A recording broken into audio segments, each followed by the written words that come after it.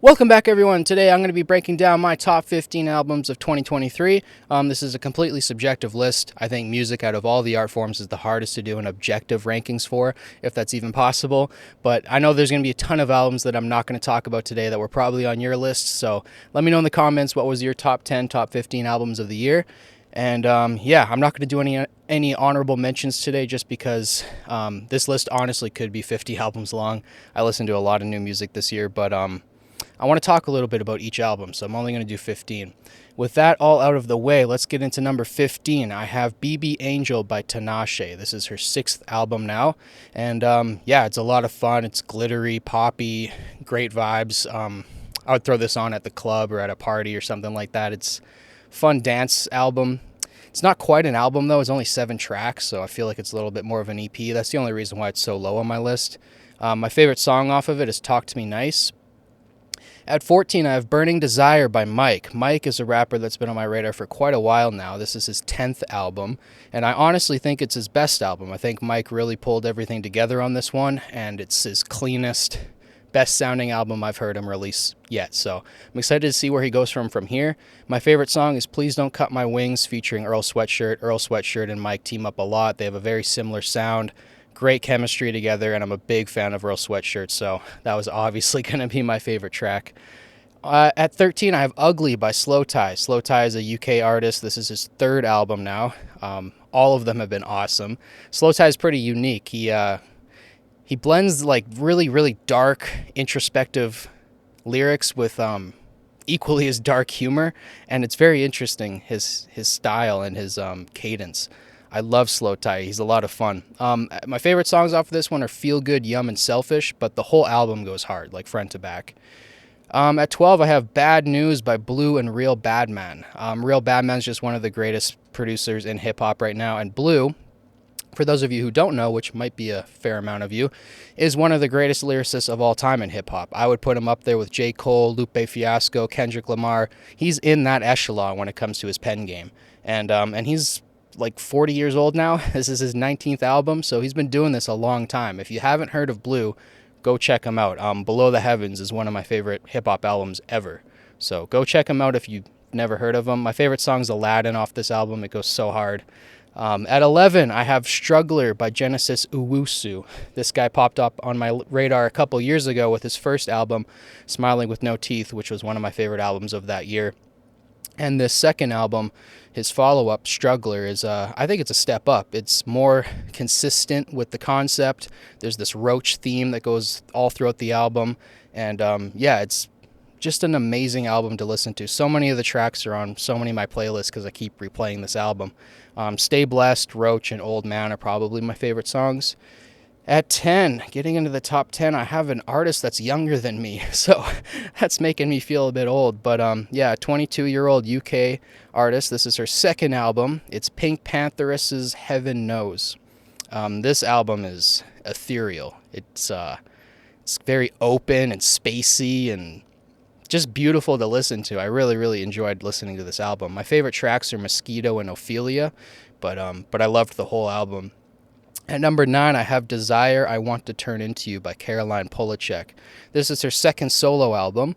I forget what group she was a part of before. Somebody can mention it in the comments, but I totally forgot to write it down for this video. But my favorite song off of this one is Bunny is a Rider. I really, really like this album. I just prefer her first album slightly more.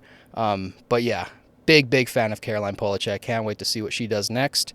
And number 8, I have Fountain Baby by Amare. Now, this album's really interesting because it is, not to reuse words, but very ethereal. And the production is very unique, and her voice is equally as unique. She has this high-pitched, angelic voice that's very unique. I haven't heard many artists have a voice quite like that. So she's an artist from Ghana, which is really cool. So is Genesis Owusu, by the way. He's based in Australia, but from Ghana, I believe. So this is Amare's 2nd album. My favorite song off of it is Wasted Eyes, and yeah, I'm just really excited to see what she does next. She has a very, very unique sound. At number 7, speaking of unique voices, I have Lahey by Sampha. Lahey is Sampha's last name. I hope I'm saying that right. But this is his 2nd album, and a big step up, I would say. not like a huge step up, not like the last album was bad, but this album is amazing. Again, I don't want to reuse words, but an angelic voice, like really quite a unique voice, especially for a male vocalist. Just an awesome, awesome first listening experience. And my favorite song is Only. That's been one of the big singles.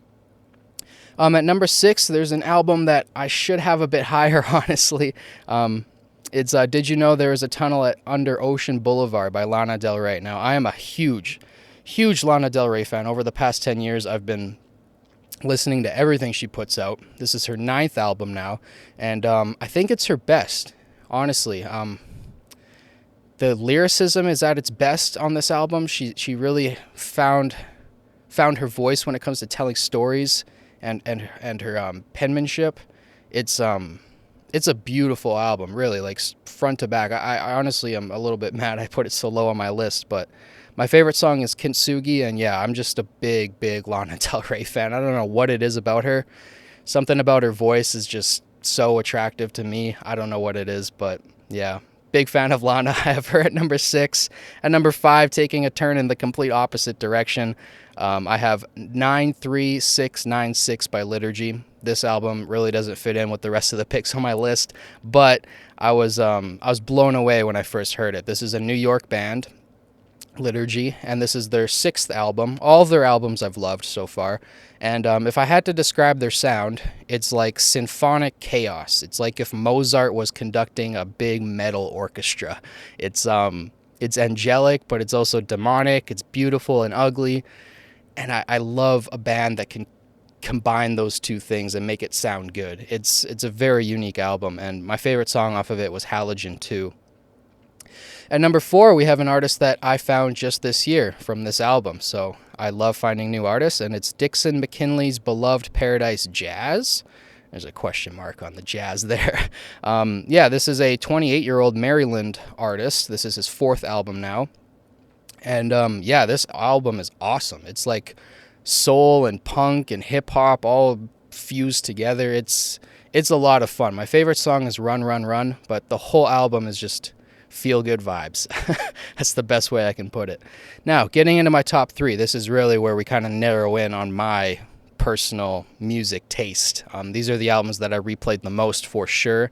At number 3, I have Maps by Billy Woods. For those of you who don't know, some of you may know already, Billy Woods is one of my favorite hip-hop artists of all time.